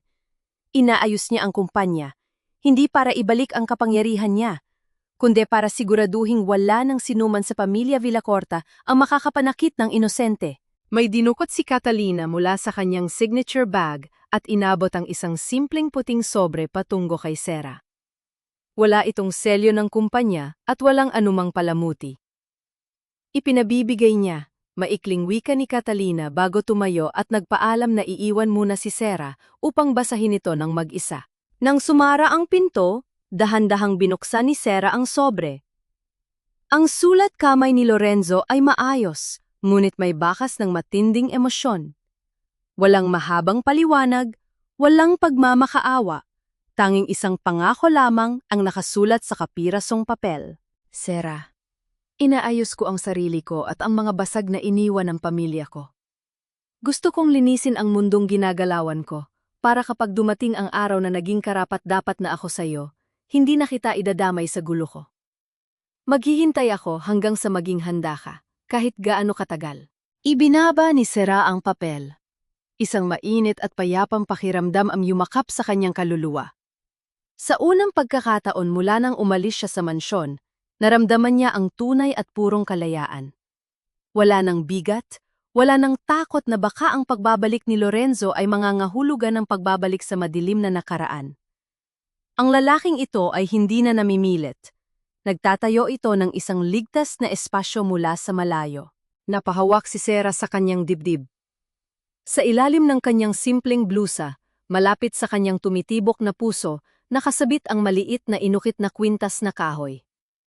Hindi niya ito hinubad simula nang makita niya ito sa kanyang mesa.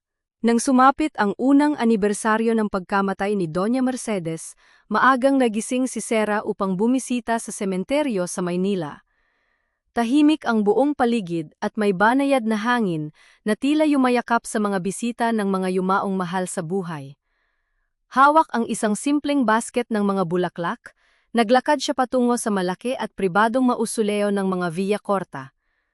Ngunit bago pa siya tuluyang makapasok sa loob ng malaking pasilyo ng puntod, huminto ang kanyang mga paa. Sa tapat mismo ng nitso ng kanyang biyenan, may isang lalaking nakatalikod. Nakaluhod ito sa malamig na sahig na gawa sa marmol, ang ulo ay nakayuko sa taimtim na pananalangin. Nakasuot ito ng isang simpleng itim na polo, malayo sa marangyang bilyonaryo na kilala ng lahat. Sa kamay ng lalaki, mahigpit nitong hawak ang isang nag-iisang puting rosas na iniaalay para sa ina. Umakbang si Sera papalapit. Kasabay ng bana, yad na pag-ihip ng hangin ay ang pag-abot sa kanya ng pamilyar na bango ng sariwang puting rosas, isang bango na nagbabadya ng katapusan ng mahabang paghihintay. Naramdaman ni Lorenzo ang presensya sa kanyang likuran. Dahan-dahan siyang lumingon mula sa kanyang pagkakaluhod. Nang magtama ang kanilang mga paningin, walang gulat o pagmamadali sa mga mata ng lalaki. Tila ba isa itong tahimik na pag-asa na matagal na niyang ipinagdasal. Mainat niyang inilapag ang puting rosas sa ibabaw ng marmol na lapida ni Doña Mercedes. Saka siya tumayo at nagbigay galang kay Sera sa pamamagitan ng isang maliit na pagtang. Hindi niya sinubukang lumapit upang yakapin o hawakan ang babae. Nananatili ang isang magalang na distansya, isang patunay ng matinding pagrespeto sa espasyong hinihingi ng kanyang asawa. Matapos ang kanilang tahimik na panalangin para sa yumaong ina, sabay silang naglakad sa sementadong daan palabas ng sementeryo. Ang hangin ay payapa at ang bawat hakbang nila ay tila inaayon sa mabagal ngunit sigaradong tibok ng kanilang mga puso. Walang naguunahan sa pagsasalita. Habang naglalakad sila malapit sa kalsada kung saan dumaraan ang ilang mga sasakyan ng ibang bisita, napansin ni Sera ang isang pamilyar ngunit napakasimpleng kilos. Marahang lumipat si Lorenzo sa kabilang gilid, pumwesto sa gawing kalsada upang maging harang sa pagitan ni Sera at ng mga dumadaang sasakyan. Hindi nito hinawakan ang kanyang siko o kamay, ginawa niya lamang ang sarili bilang isang tahimik na kalasad. Ito ay isang maliit at purong gawain ng pagprotekta na nagbigay ng mainit na kiliti sa dibdib ng babae. Masaya ka ba sa Batangas, Sera? Pambasag ni Lorenzo sa katahimikan. Ang kanyang boses ay malumanay. Nagtatanong hindi upang manghimasok, kundi upang alamin ang kalagayan ng babaeng mahal niya. Tumingin si Sarah sa malayo at napangiti. Oo, Enzo. Sobrang saya ko. Natagpuan ko ang kapayapaan na matagal ko nang hinahanap. Isang tapat na ngiti ang sumilay sa mga labi ni Lorenzo. Yun lang ang gusto kong marinig. Ang makita kang masaya kahit hindi ako ang dahilan. Ngunit bago pa man madugtungan ang kanilang usapan, isang matinis at pamilyar na boses ang sumira sa payapang sandali. Mula sa di kalayuan, nagmamadaling lumapit si Aling Perla, ang kilalang tsismosa at pinuno ng samahan sa parokya na minsang nagkalat ng malisyosong balita tungkol kay Sarah. Ay, Lorenzo! Nandito ka rin pala? Bati ni Aling Perla. Ang mga mata ay mabilis na nagpalipat-lipat sa dalawa, puno ng malisya at pang-iintriga. Nakita ko si Serafina. Naku, balita ko hawak na niya ang malaking lupa sa Batangas. Sayang at nagkahiwalay kayo dahil sa mga isyu ninyo sa pamilya. Mabuti na lang at nailigtas mo ang pangalan ninyo mula sa eskandalo nung namatay ang nanay mo. Kinabahan si Sarah. Bumalik sa kanyang isipan ng mga panahong yuyuko lamang si Lorenzo, pipiliting tumahimik at itatago siya sa likod ng pintuan upang protektahan ang mapagkunwaring hiya ng mga Villacorta. Hinintay niyang umiwas ng tingin ng lalaki at sumang-ayon na lamang sa matanda upang wag nang humaba ang usapan. Ngunit nagkamali siya. Bumakas ang pag-igting ng panga ni Lorenzo. Hindi siya umatras. Sa halip na manahimik, humakbang siya ng bahagya upang takpan si Sarah mula sa mapanuring paningin ni Aling Perla. Tinitigan niya ang matanda ng buong tapang. Wala pong iniligtas na pangalan ang paghihiwalay namin, Aling Perla. Malamig at matigas na pahayag ni Lorenzo, sapat upang patigilin ang sismosa. Ang asawa ko ang pinakamabuting nangyari sa pamilya namin. Siya ang nag-alaga sa ina ko habang ako ay nagtatago sa takot. Hindi siya nagnakaw at hindi siya nanakit ng kahit sino. Ako ang nagkulang. Ako ang hindi naging karapat-dapat sa kanya. Natulala si Aling Perla. Bumuka ang bibig ngunit walang lumabas na salita sa tindi ng kahihiyan. Mabilis itong nagdahilan na may bibilhin at nagmamadaling umalis papalayo. Samantala, naiwang nakatayo si Sarah. Natigilan siya, halos hindi makahinga. Ang mga salitang matagal na niyang inasam na marinig, ang pagtatanggol na matagal na niyang ipinagdasal mula sa lalaking pinangakuan niya sa harap ng altar, ay tuluyan na niyang narinig. Ang Lorenzo na palagi niyang pinapang-arap, isang lalaking hindi natatakot sa sasabihin ng mundo, isang asawang handang ipagsigawan ang kanyang halaga, ay nakatayo na ngayon sa kanyang harapan. Ang huling pader ng yelo sa kanyang puso ay tuluyang natunaw. Tumigil sila sa paglalakad malapit sa gate ng sementeryo. Tiningnan ni Sarah ang mukha ni Lorenzo. Wala ng bakas na kayabangan, tanging isang lalaking malinis ang hangarin at wagas ang pag-ibig. Huminga ng malalim si Sarah, pinipigilan ang ngiting nagpupumiglas sa kanyang mga labi. Tinitigan niya si Lorenzo at sinabing, "Wala na akong singsing, Lorenzo, at ayoko nang tumapak pa sa malaking mansyon ninyo sa Maynila." Hindi nagulat ang lalaki. Sa halip, lumawak ang ngiti sa kanyang mukha. Isang ngiting puno ng kapanatagan at wagas na kaligayahan. "Alam ko," malambing na sagot ni Lorenzo. Ibinulsa niya ang kanyang mga kamay upang hindi matuksong yakapin ng babae. Ngunit ang kanyang mga mata ay nangungusap ng higit pa sa anumang salita. "Kaya may binili akong maliit na bahay dito sa Batangas. Isang simpleng kubo, walang aircon, at ako ang nakakabit ng mga kagamitan. Kung gusto mo lang naman bisitahin minsan." Tinitigan ni Sarah, ang lalaking handang iwan ang kanyang imperyo upang magsimula muli mula sa alikabok, para lamang makasama siya. At habang pinapanood niya ang paghihintay nito, isang matamis na ngiti ang tulo, yang sumilay sa mga labi ni Sarah. Ang hapon sa Batangas ay nagdadala ng banayad na simoy ng hangin na may amoy ng dagat at sariwang damo. Narating ni Sarah ang dulo ng isang tahimik na magaspang na kalsada. Sa kanyang harapan ay nakatayo ang isang simpleng bahay kubo na gawa sa makinis na kawayan at matibay na kahoy. Walang matataas na gate na naghihiwalay sa mga tao, Walang mga unipormadong gwardiya at walang bakas ng nakakapasong karangyaan ng Forbes Park. Isa itong tahanang bukas, payapa at tila naghihintay ng pagbabalik ng nag-iisang reyna nito. Nakatayo si Lorenzo sa beranda. Nagpupunas ng pawis sa kanyang noo.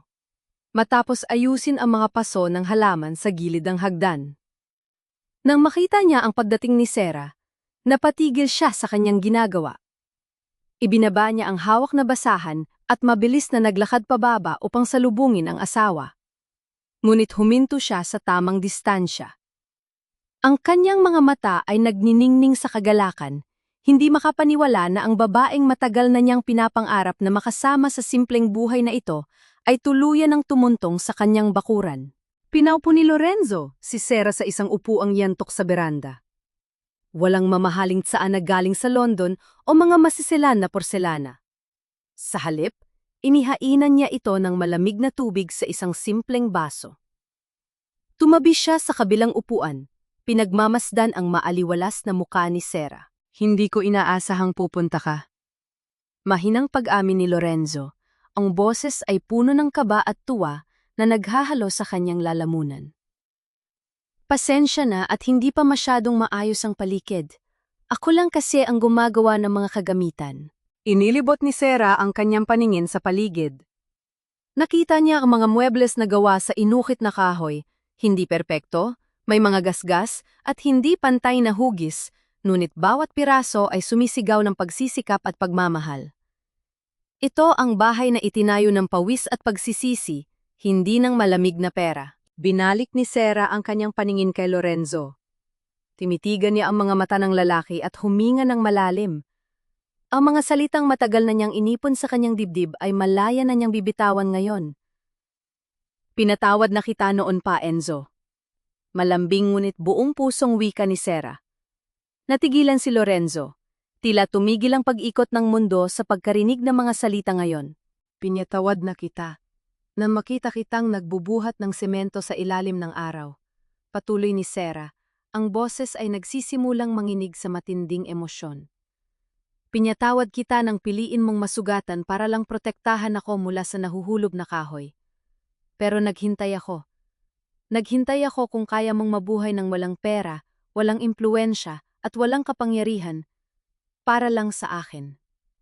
Kailangan kong makasiguro na ang lalaking mamahaling ko ay kaya akong ipaglaban, hindi sa pamamagitan ng pagtatago, kundi sa pamamagitan ng pananatili. Isang mainit na luha ang tuluyang kumawala mula sa mga mata ni Lorenzo. Ang bigat ng kanyang mga kasalanan, ang 12 taon ng kaduwagan, at ang sakit ng kanilang paghihiwalay ay tuluyang nahugasan ng mga salita ni Sarah. Dahan-dahan siyang lumapit. Iniabot ni Lorenzo ang kanyang nanginginig at magaspang na kamay. Hindi niya ito pilit na inangkin. Hinihintay niya ang pahintulot ng asawa. Nang ipatong ni Sarah ang kanyang malambot na palad sa kamay ng lalaki, isang malalim na pagbuntong hininga ang pinakawalan ni Lorenzo. Iningat ni Lorenzo ang kamay ni Sarah. Ipinikit niya ang kanyang mga mata at maingat na ipinatong ang kanyang no sa likod ng palad ng babae. Isang tahimik na pagsamba. Isang wagas na pagrespeto na nagpapahiwatig ng kanyang tuluyang pagpapasakop sa kapangyarihan ng pag-ibig nito. Pangako, Sarah.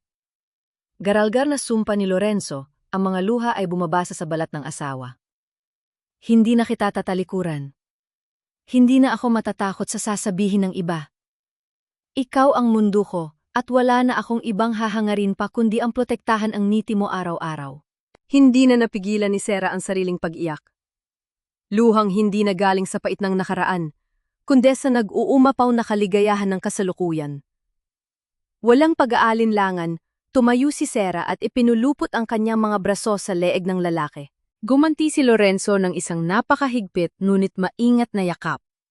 Isang yakap na hindi humihingi ng anuman, kundi ang maramdaman ang init ng bawat isa. Wala nang pagmamataas, wala nang hiya, tanging dalawang kaluluwang nagkabalikan matapos dumaan sa matinding unos. Marahang hinalikan ni Lorenzo ang buhok ni Sarah habang nakayakap. Idinidikit ito sa kanyang puso na parang hawak niya ang pinakamahalagang ginto sa buong mundo. Nanatili sila sa ganoong posisyon. Tahimik na nagpapalitan ng pagmamahal habang hinahayaan nilang paghilumin ng oras ang huling mga sugat ng kanilang pagkatao. Sa kanilang harapan, unti-unting namula ang kalangitan. Pinanood nila ang dahan-dahang paglubog ng ginintuang araw sa likuran ng mga bundok ng Batangas. Wala nang panganib na nagbabanta, walang mga lihim na sumisira, tanging isang magandang hapon na nangangako ng isang mas maliwanag at payapang bukas para sa kanilang dalawa. 2 taon na ang tuluyang lumipas mula ng lisanin ni Sera ang maggulong mundo ng mga Villacorta sa Maynila. Sa loob ng panahong yon, ang Casa Mercedes ay hindi lamang naging isang gusali ng mga pasyente. Ito ay naging isang tunay na kanlungan para sa mga taong nasa huling yugto ng kanilang buhay. Walang nag-iisa sa loob ng mga pader na ito. Sa bawat kwarto, ang unang tanong ng mga tagapag-alaga ay hindi kung saan ang masakit sa kanilang katawan, kundi kung ano ang kanilang kinatatakutan. Ito ang pangako ni Sera kay Doña Mercedes, isang pangakong araw-araw niyang tinutupad ng may ngiti sa kanyang mga labi. Habang naglalakad si Sera sa maaliwalas na pasilyo ng pasilidad, naramdaman niya ang isang uri ng kapayapaan na kailanman ay hindi niya nabili ng anumang halaga ng salapi. Kung tatanungin siya kung nagpatawad na ba siya, ang sagot ay isang buong pusong pag-o. Binitawan na niya ang galit na minsang laso na sumira sa kanyang pagkatao. Sina Beatriz, Amalia at Clara ay hindi na mga multo sa kanyang isipan. Sila ay naging mga leksyon na lamang na nagturo sa kanya ng halaga ng paglalagay ng hangganan. Pinatawad niya ang mga ito, hindi para magkaroon sila ng espasyo sa kanyang bagong buhay, kundi upang tuluyan niyang palayain ang kanyang sarili. Ang tunay na kapayapaan pala ay hindi natatagpuan sa kawalan ng problema, kundi sa pagkakaroon ng lakas na piliin kung sino at ano ang mahalaga. Mula sa malayo, nakita niya si Lorenzo. Nananatili itong pinuno ng kanyang kumpanya, ngunit hindi na ito ang lalaking umalipin sa sarili para sa hiya at yaman ng pamilya. Tuwing katapusan ng linggo, iniiwan ni Lorenzo ang kanyang mga mamahaling suit sa Maynila upang maging isang ordinaryong voluntaryo sa Casa Mercedes. Nakita ni Sera kung paano umupo si Lorenzo sa tabi ng isang matandang pasyen, ting walang pamilyang dumadalaw. Walang hawak na check ang lalaki. Walang inaalok na pinakamagaling na doktor mula sa ibang bansa. Hawak lamang nito ang nanginginig na kamay ng matanda, tahimik na nakikinig sa mga kwento nito tungkol sa nakaraan. Natutunan ni Lorenzo ang pinakamahalagang aral na pilit ipinaunawa sa kanya ng kanyang ina. Ang pera ay nakakabili ng gamot at malambot na kama. Ngunit hindi nito kailanman mabibili ang oras, presensya, at ang tapang na manatili sa tabi ng taong natatakot sa dilim. Lumapit si Sera at tahimik na umupo sa tabi ng kanyang asawa sa ilalim ng malilim na puno ng mangga. Nang maramdaman ni Lorenzo ang kanyang pagdating, agad nitong kinuha ang kamay ni Sera at pinagsalikop ang kanilang mga daliri. Walang kailangang sabihin. Sa init ng kanilang mga palad, nandoon ang katiyakan ng isang pag-ibig na dumaan sa apoy, ngunit piniling hindi maging abo. Ang tunay na lakas ng isang babae ay hindi nasusukat sa haba ng panahon na kaya niyang magtiis sa pang-aabuso. Nasusukat ito sa kanyang tapang na tumayo, lumisan sa lugar kung saan hindi siya pinahahalagahan, buuin muli ang kanyang sarili, at sa huli, ang magkaroon ng sapat na tapang na magmahal muli ng walang halong takot. Isang banayad na simoy ng hangin ang dumaan, daddala ng pamilyar at matamis na amoy ng lavender at puting rosas. Napapikit si Sera at napanghiti. Alam niya saan man naroroon si Doña Mercedes na yon. Tahimik itong nagmamasid at nagbibigay ng kanyang basbas sa bagong buhay na kanilang pinili. Sa ilalim ng malawak at asul na kalangitan ng Batangas, nagpatuloy ang buhay. Wala nang mga kasinungalingan, wala nang pagpapanggap, tanging 2 taong natutong magmahal ng tama, hawak kamay na hinaharap ang bawat bukas.